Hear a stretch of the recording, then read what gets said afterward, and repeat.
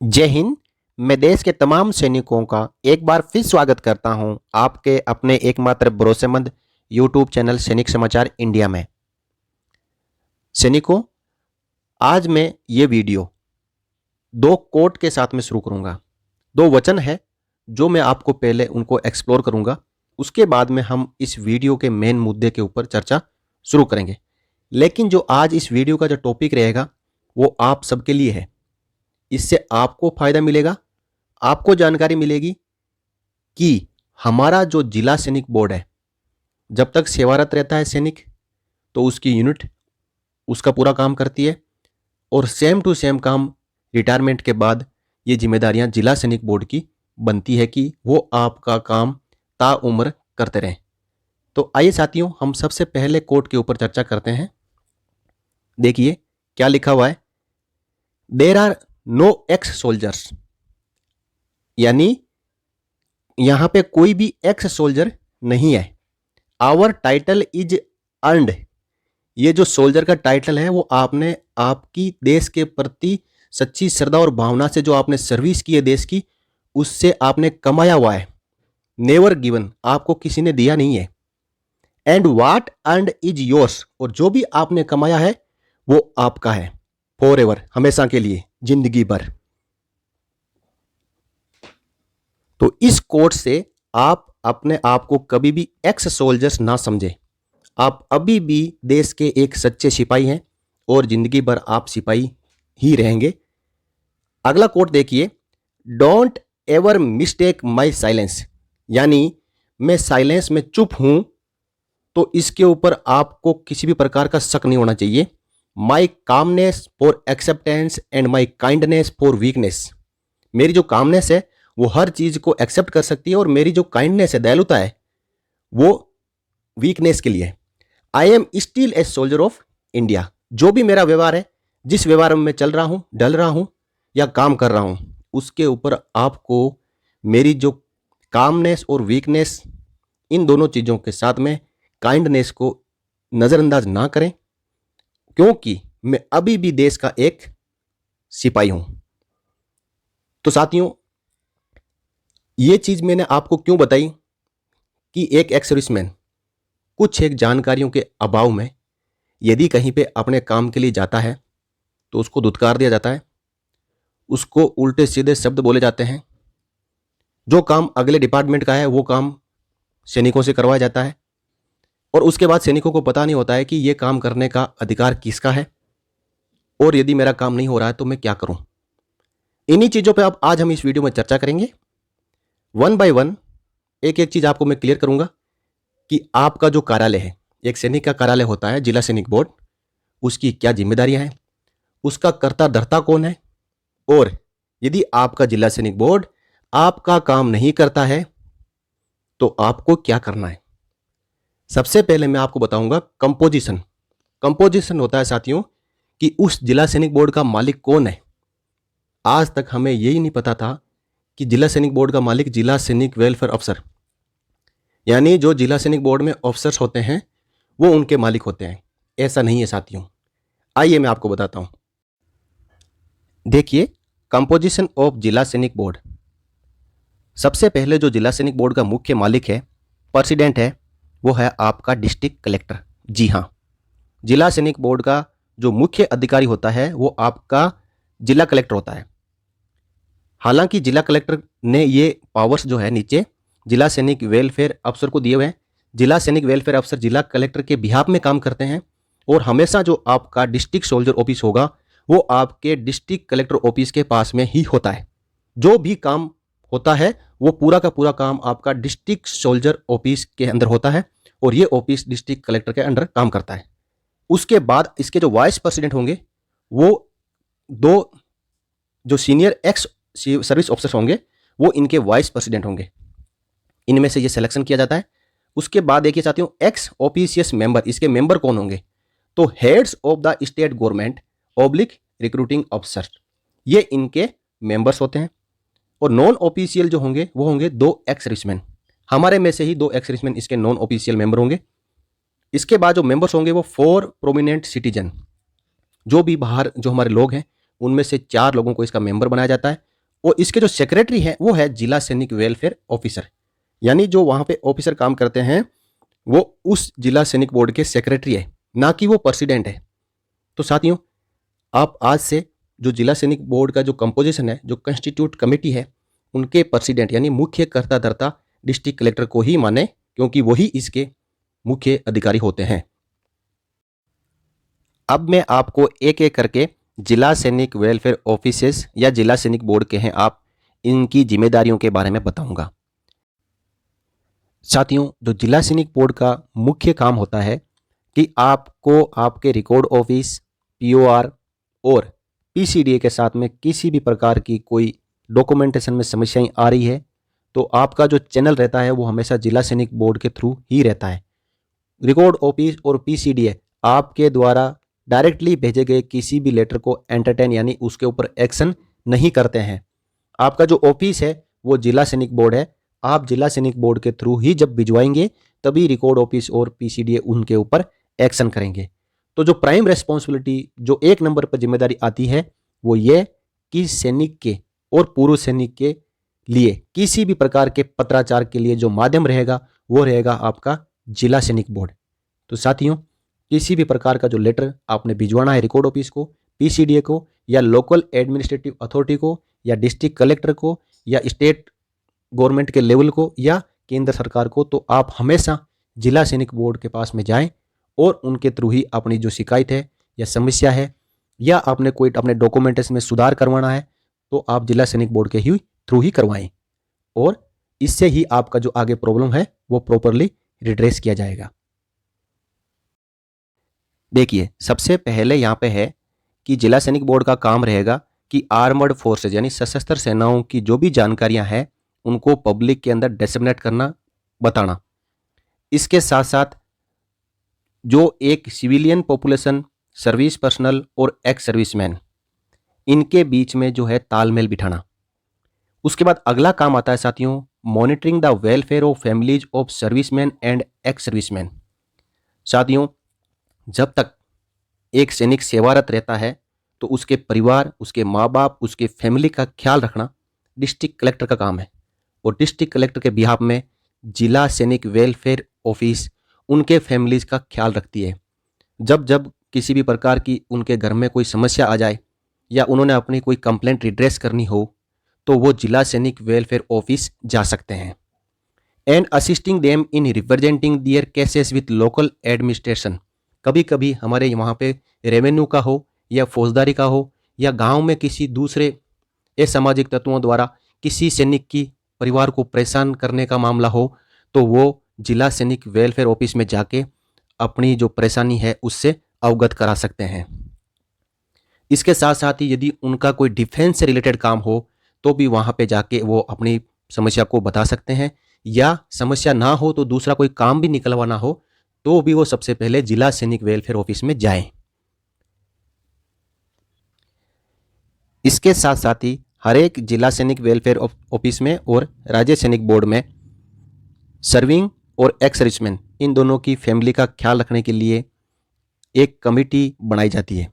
ये कमेटी उनके घर घर जाके उनकी समस्याओं के बारे में पता करके और उन समस्याओं के बारे में जिला सैनिक वेलफेयर ऑफिस और राज्य सैनिक बोर्ड को समय समय पर बता के जो भी उनको समस्या या उनको दूसरी तरीके का कोई काम करवाना है तो उनको करवाने की जिम्मेदारी इन्हीं की है।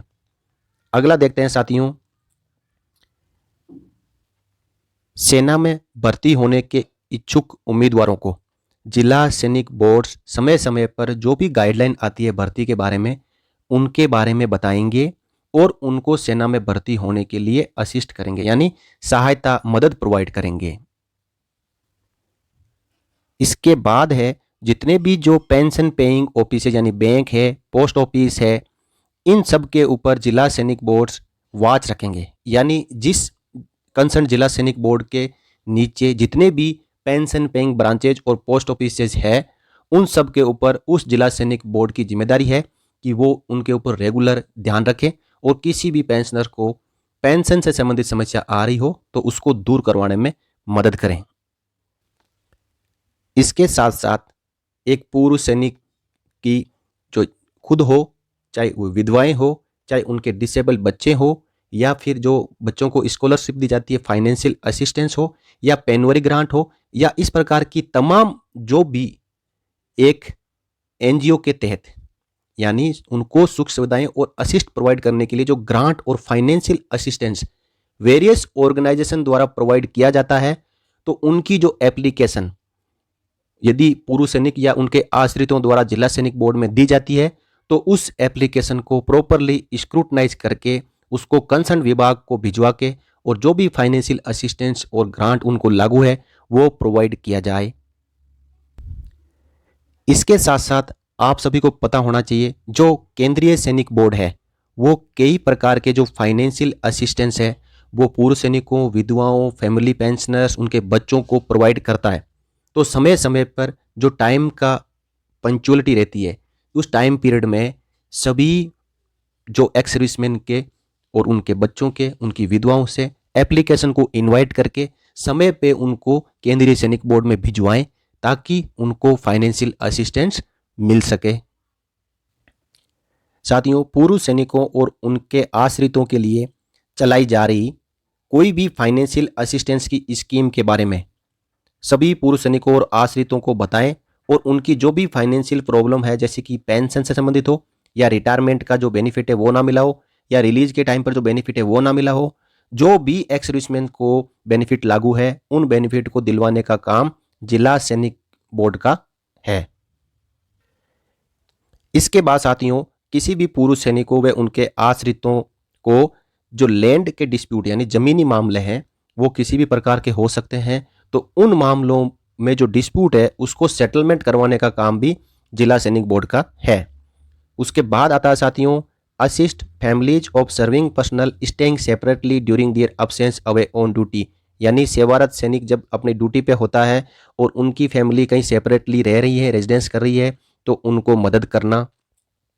नेक्स्ट आता है साथियों, promote and maintain under guidance of the state राज्य सैनिक boards welfare measures in the district such as rest house of ex-servicemen, old age pensioners homes, vocational and other training facilities and hostel for children of serving defense personnel and ex-servicemen। आप समझ गए होंगे कि जो हमारा राज्य Sainik board है उसके अंडर जितने भी जो सैनिक रेस्ट हाउस है, उसके बाद ओल्ड एज पेंशनर्स होम्स है, vocational and other training facilities है, या फिर सर्विंग सोल्जर्स के लिए जो बच्चों के लिए हॉस्टल्स है, इनको प्रमोट करवाना और मेंटेन करने का काम जिला सैनिक बोर्ड्स का है।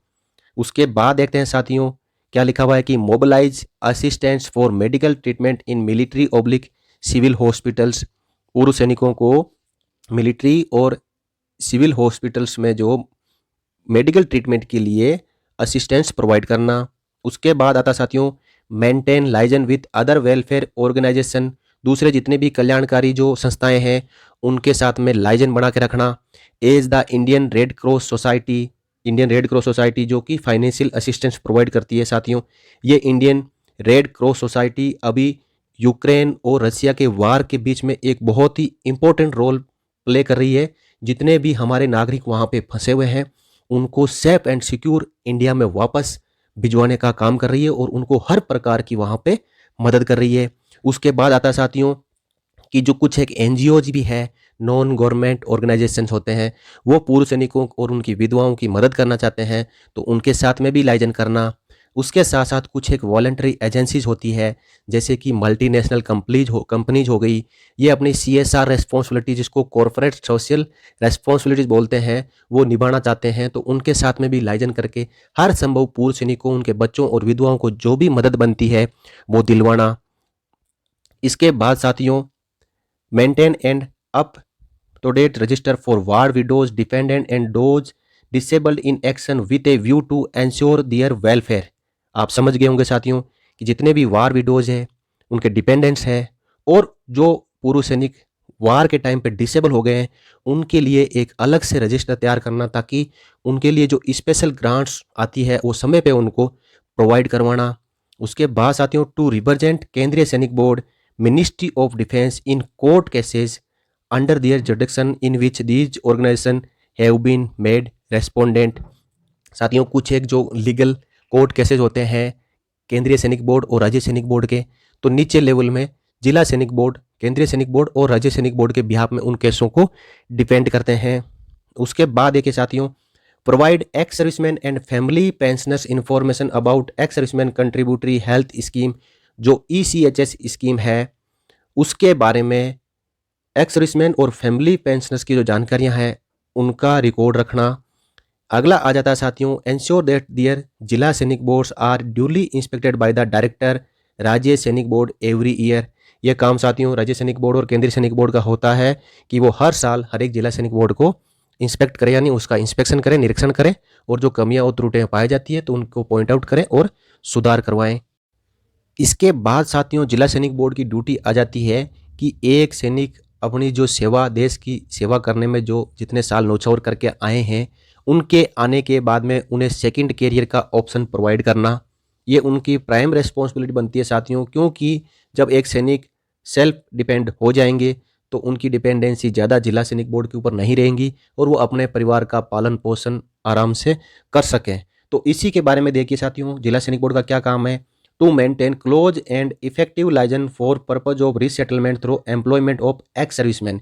एक्स सर्विसमैन को वापस री एम्प्लॉयड यानी रीसेटल करने के लिए सभी संस्थाओं के साथ में क्लोज लाइजन रखना, उनसे इनपुट लेना कि आपके पास में कोई वैकेंसी है क्या, और यदि वैकेंसी आती है तो उसको समय पे एलिजिबल एक्स सोल्जर्स को बताना।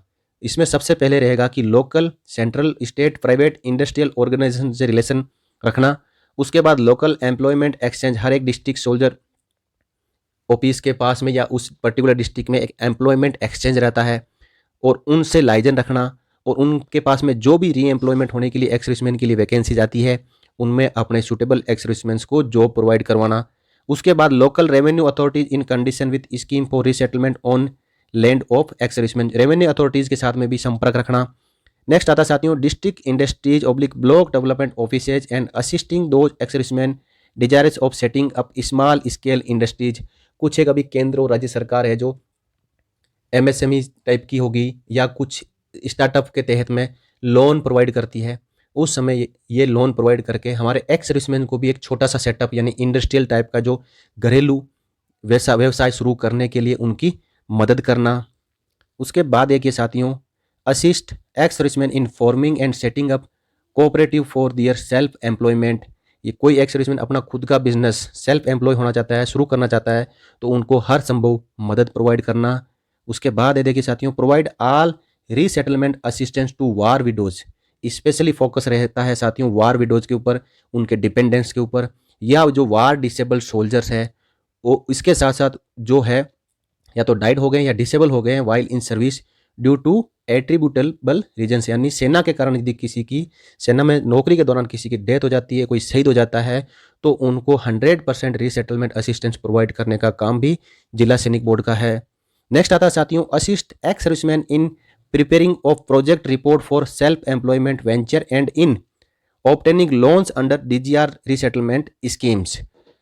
जो डायरेक्टरेट जनरल ऑफ रीसेटलमेंट है वो कुछ एक लोन स्कीम्स जो है एक्स सर्विसमैन के लिए प्रोवाइड करता है, और इस तरीके के जो है जैसे कोल की स्कीम होगी, डेयरी हो गया, या सब्जी के जो ऐसे बूथ हो गए, ये सब चीज़ों के लिए DGR जो है इंटरफेयर करता है और एक्स सर्विसमैन को लोन स्कीम्स प्रोवाइड करता है। तो इसमें भी जो जिला सैनिक बोर्ड है उसका काम होता है कि एक पूर्व सैनिक को असिस्ट करना। साथियों अब आप इतना जैसे मैंने बताया आपको, तो आप समझ गए होंगे कि एक्स सर्विसमैन की डिपेंडेंसी पूरी तरीके से जिला सैनिक बोर्ड के ऊपर है, और जिला सैनिक बोर्ड का पूरा काम है कि एक एक्स सर्विसमैन को किसी भी प्रकार की यदि मदद की जरूरत हो तो जिला सैनिक बोर्ड उसकी मदद करने के लिए बाध्य है, यानी ये उनकी रेस्पॉन्सिबिलिटी है। आगे देखिए साथियों, अब आ जाता है कि the other function and responsibility of जिला सैनिक वेलफेयर ऑफिसेज राज्य सैनिक बोर्ड्स आर फॉलोज। जो अभी तक बताई है इसके साथ साथ में कुछ एक और भी जिम्मेदारियां हैं, वो अब हम एक एक करके जानेंगे। साथियों यहाँ पे मैं एक बार आपको बता देना चाहता हूँ कि वीडियो थोड़ा सा लंबा बन रहा है, लेकिन आप बने रहिए, क्योंकि साथियों हमें पता नहीं होता है, हम इग्नोर रहते हैं कि ये काम जिला सैनिक बोर्ड का है या नहीं है। हम जाते हैं, काम होता नहीं, वापस आ जाते हैं। लेकिन आज ये कंप्लीटली आप जान लें कि जिला सैनिक बोर्ड का चार्टर ऑफ ड्यूटीज क्या है, ताकि आपका काम कोई ऐसा नहीं हो रहा है तो आप उनको बता सकें कि श्रीमान ये काम मेरा नहीं आपका है और आपने करना ही पड़ेगा, और नहीं करना पड़ेगा तो उसके लिए मैं आगे आपको उपाय बताऊंगा कि आपको क्या करना है। आपको मना भी किया जा सकता है क्योंकि साथियों वहाँ पे जो स्टाफ होते हैं वो सब एक जैसे नहीं होते हैं। 100 में से 95 बहुत ही अच्छे आदमी होते हैं। वो बुला के आपको घर पे कॉल करके आपको बुलाएंगे यदि आपके लिए कोई कल्याणकारी योजना आई है तो, और आपको प्रोवाइड करने की कोशिश करेंगे। लेकिन 5% लोग ऐसे होते हैं जो ऐसी चीज़ों को नहीं करते हैं। तो हम आज उन्हीं का उपाय जानेंगे कि उसके लिए हमें अपना काम निकलवाने के लिए क्या करना है। देखिए साथियों, अब मैं आगे जो अन्य काम है, जो महत्वपूर्ण जिम्मेदारियां हैं जिला सैनिक बोर्ड और राज्य सैनिक बोर्ड की, वो मैं अब आपको यहाँ पे बताऊंगा। साथियों, सशस्त्र झंडा दिवस साल में एक बार है जो सभी सेनाएं मनाती है। तो वो झंडा दिवस का ऑर्गेनाइज करना, उसको सेलिब्रेट करना। उसके बाद नेक्स्ट आता है साथियों organise rallies oblique reunion of ex serviceman. Ex serviceman की जो है उनका रैली और रीयूनियन को कंडक्ट करवाना। उसके बाद organise welfare meetings with president Zila Sainik board to resolve problems of ex serviceman and widows preferably once each month on a fixed day. यानी जिला सैनिक वेलफेयर ऑफिस, जिला सैनिक बोर्ड का काम है कि महीने में एक बार जो प्रेसिडेंट है यानी जिला कलेक्टर है उसके बाद में साथ में मीटिंग लेना, और जितने भी एक महीने के अंदर जो ग्रीवेंस आई है या इससे पहले भी जो पूर्व सैनिकों, उनके विधवा और बच्चों की तरफ से कोई ग्रीवेंस आई है, उनकी समस्याएं हैं या उनका काम नहीं निकल रहा है, तो उन सब बातों से जिला सैनिक जो जिला कलेक्टर होता है उसको अवगत करवाना, क्योंकि जिला collector Zila Sainik welfare officer office का प्रेसिडेंट होता है। उसके बाद देखिए साथियों explore avenues for providing educational and vocational training. Organise armed forces flag day under aegis of president Zila Sainik board. यानी डिस्ट्रिक्ट कलेक्टर के तहत जो आर्मर्ड फोर्सेज फ्लैग डे होता है उसको ऑर्गेनाइज करवाना, और उस समय जो भी कलेक्शन आती है या other authorised fund raising measure आता है या कोई असिस्ट करना चाहता है तो उनको सही जगह डिस्पोज ऑफ करना। उसके बाद साथियों organise rallies oblique reunion of ex serviceman. Ex serviceman को बुला के उनका रीयूनियन पुनर्मिलन करवाना, बैठना, उनके साथ में समस्याएं क्या है उनसे कलेक्ट करना, और उन समस्याओं को जो प्रेसिडेंट यानी डिस्ट्रिक्ट कलेक्टर होता है उनके साथ महीने में एक बार मीटिंग लेके अवगत करवाना। उसके बाद साथियों explore avenues for providing educational and vocational training facility for ex serviceman and their dependents to enable them to seek employment और सेटअप सेल्फ एम्प्लॉयमेंट वेंचर। यानी जितनी भी एजुकेशनल और वोकेशनल ट्रेनिंग फैसिलिटीज़ है, जो व्यावसायिक प्रशिक्षण है, उनके बारे में एक्स सर्विसमैन और उनके डिपेंडेंट को जानकारी देना ताकि वो इन चीज़ों में पार्टिसिपेट करें और अपना एक खुद का जो व्यवसाय है वो खड़ा कर सकें। इसके बाद जो लास्ट काम रहेगा साथियों assist 3 services whenever called upon to do so to disseminate information with the district regarding terms and condition of service in armed forces. तो तीनों सेनाओं को जब जब जरूरत पड़ती है तो जो भी जानकारियां हैं डिस्ट्रिक्ट लेवल पर उनका आदान प्रदान करना। उसके बाद provide publicity for recruitment notice and for assistance rendered by the armoured forces in times of national calamities. देखिए साथियों ये भी एक इंपॉर्टेंट काम बनता है जिला सैनिक बोर्ड का कि जब जब भी सेना में भर्ती के रिक्रूटमेंट यानी रैली के नोटिस आते हैं रिक्रूटमेंट डिपार्टमेंट से, तो उनके बारे में सबको पब्लिकली बताना ताकि हर एक नौजवान को इसके बारे में पता चल सके और वो जाके भर्ती में पार्टिसिपेट कर सकें। इसके साथ साथ जो भी आर्मर्ड फोर्सेज हमारे देश में जब कोई प्राकृतिक आपदा आती है उस समय हमारी सेना का क्या योगदान रहता है उसके बारे में भी पब्लिकली जो है अनाउंस करना, उनको बताना कि हमारी सेनाओं ने देश के नागरिकों की किस प्रकार नेचुरल कैलेमिटीज में सहायता की है। Publicise notification of award of gallantry and other decorations, introduction of welfare schemes for serving personal and their families. अब देखिए साथियों जो गैलेंट्री अवार्ड्स और डेकोरेशंस मिलते हैं हमारे सर्विंग सोल्जर्स या उन्होंने कोई अच्छा उच्च काम किया है जिसके वो हकदार हैं, उनको जब भी ये डेकोरेशन ऑफ गैलेंट्री और गैलेंट्री अवार्ड्स मिलते हैं तो उनके बारे में भी लोगों को अवगत करवाना ताकि उनका भी सेना को ज्वाइन करने के लिए हौसला बढ़े और वो आगे आए। इसके साथ साथ ही जो वेलफेयर स्कीम है सर्विस पर्सनल और फैमिली उनके परिवारों उनको भी वेलफेयर स्कीम्स के बारे में इंट्रोडक्शन करवाना। तो साथियों ये थे जिला सैनिक वेलफेयर ऑफिसेज के काम। अब साथियों आपको इन कामों में से कोई भी काम पड़ता है, आप जिला सैनिक बोर्ड में जाते हैं, आपका काम नहीं होता है या आपको मना कर दिया जाता है तो ये काम करवाने का आपका हक बनता है। इसके बाद एक काम इसके अंदर बहुत ही इंपॉर्टेंट और जुड़ गया है कि सभी की पेंशन का माइग्रेशन बैंकों से इस वर्ष में किया जा रहा है और हमारे आर्मी हेडक्वार्टर ने ऑलरेडी केंद्रीय सैनिक बोर्ड को एडवाइजरी जारी करके ये बता दिया है कि इसके अंदर केंद्रीय सैनिक बोर्ड, राज्य सैनिक बोर्ड और जिला सैनिक बोर्ड का काम बनता है कि वो पूर्व सैनिकों को इस वर्ष में माइग्रेशन के दौरान आ रही किसी भी प्रकार की समस्या में मदद करें। लेकिन विडंबना कहें या अतिशयोक्ति कहें, जिला सैनिक बोर्ड में जब एक पूर्व सैनिक जाता है उसको बोलता है कि ये इस वर्ष क्या है, इसके बारे में हमारे पास में कोई गाइडलाइन अभी तक नहीं आई है। तो ये कम्युनिकेशन गैप कहाँ है साथियों? जब हमें इसके बारे में जो नोटिस है आर्मी हेडक्वार्टर का वो मिल जाता है कि आपका इस वर्ष में माइग्रेशन हो रहा है, तो एक एक्स सर्विसमैन को क्या क्या करना है, और वही लेटर केंद्रीय सैनिक बोर्ड को भी भेजा जाता है, तो वो डाउन टू लेवल राज्य सैनिक बोर्ड के थ्रू जिला सैनिक बोर्ड के पास में क्यों नहीं पहुंचता और जिला सैनिक बोर्ड इस जिम्मेदारी से दूर क्यों भागता है? साथियों, मैं अब आपको वो एडवाइजरी और वो आर्मी हेडक्वार्टर का लेटर बताऊंगा जिसका मीनिंग क्या है और उसमें क्या आदेश दिया हुआ है केंद्रीय सैनिक बोर्ड के थ्रू एक जिला सैनिक बोर्ड को। आप देखें, ये वो एडवाइजरी है साथियों। ये 27 सितंबर 2021 को सभी रिकॉर्ड ऑफिसेस, उसके साथ साथ सभी हेडक्वार्टर कमांड्स, उसके बाद में ADG start communication, all line directorates, ECHS को, डीआईएवी को और केंद्रीय सैनिक बोर्ड को जारी करके बताया हुआ है कि for wide publicity through your channel please. उसके साथ साथ यहाँ पे काम भी बताया हुआ है कि ये एडवाइजरी हर एक पूर्व सैनिक तक पहुँचनी चाहिए और each pensioner need to be educated on operability of mobile and email ID notified in initial PPO. साथियों, इसके बारे में ऑलरेडी मैंने एक वीडियो बना के डाला हुआ है कंप्लीट एडवाइजरी के ऊपर, और यहाँ पे आर्मी हेडक्वार्टर ने, मिनिस्ट्री ऑफ डिफेंस ने सभी को आदेश भी दिया हुआ है कि वो पूर्व सैनिकों की इस काम में मदद करें।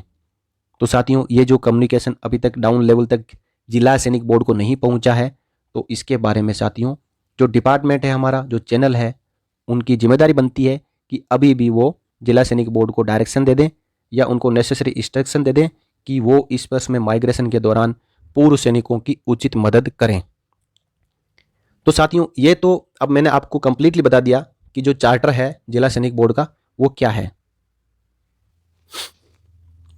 अब आप में से किसी को भी जिला सैनिक बोर्ड के साथ में काम करवाने में किसी भी प्रकार की समस्या आती है, तो सबसे पहले आपका चैनल रहेगा जिला सैनिक वेलफेयर ऑफिसर से मिलना। वहाँ पे आपको सेटिस्फाई आपका जवाब या प्रॉब्लम दूर नहीं होती है तो आप डिस्ट्रिक्ट कलेक्टर से सीधा अपॉइंटमेंट ले सकते हो, क्योंकि सैनिकों और पूर्व सैनिकों का डिस्ट्रिक्ट लेवल पे जो मालिक होता है वो डिस्ट्रिक्ट कलेक्टर होता है। किसी भी प्रकार की समस्या के लिए आप डिस्ट्रिक्ट कलेक्टर के पास में जा सकते हैं, क्योंकि जिला सैनिक बोर्ड एक बॉडी है और वो राज्य सरकार के जो फंडिंग, राज्य सरकार और केंद्र सरकार की फंडिंग जो होती है, जो फंड्स आते हैं राज्य सैनिक बोर्ड तक के, वो स्टेट गवर्नमेंट के फंड से चलता है और उसका पूरा का पूरा प्राधिकार और पूर्व सैनिकों और सैनिकों का जो वेलफेयर, इनका कल्याण देखना जो डिस्ट्रिक्ट कलेक्टर का काम है। जिला अधिकारी इसके लिए नामित किए हुए हैं, तो आप डिस्ट्रिक्ट कलेक्टर के पास में जाएं। अब साथियों, इसके बाद भी आपका यदि काम नहीं हो पाता है तो मैं आपको कंप्लीट A to Z जो KSB, RSB और ZSB, इनका जो कंप्लेंट मैकेनिज्म सिस्टम है वो अलग से आपको एक वीडियो में बताऊंगा, क्योंकि इस वीडियो में यदि हम उस चीज़ को ऐड करेंगे तो वीडियो काफ़ी लंबा हो जाएगा। तो साथियों, मैं उसके ऊपर फर्दर काम करके और आपके लिए कंप्लीट इन्फॉर्मेशन एक सेपरेट वीडियो के माध्यम से प्रोवाइड करूंगा। और इस वीडियो को आप यदि अच्छा लगा हो तो लाइक ज़रूर करें और अपने अन्य साथियों के साथ में शेयर करें, ताकि उनको भी जो जिला सैनिक बोर्ड की जो कार्यकारिणी है उसके बारे में पता चल सके और उनकी रेस्पॉन्सिबिलिटी के बारे में पता चल सके और एक पूर्व सैनिकों का अपना हक के बारे में पता चल सके। और साथियों, अंत में मैं यही कहूँगा कि आगे भी आप इसी प्रकार के नोटिफिकेशन और वीडियो को पाने के लिए चैनल को सब्सक्राइब करके बेल आइकन प्रेस कर लें, ताकि हर छोटी से बड़ी खबर का जो जानकारी और नोटिफिकेशन है वो आपके मोबाइल में प्राप्त हो सके और उस जानकारी को आप समय पे ले सकें। इस वीडियो में इतना ही साथियों, अगले वीडियो में फिर चर्चा करेंगे इसी प्रकार की एक और महत्वपूर्ण जानकारी के साथ। तब तक के लिए जय हिंद, जय भारत, वंदे मातरम।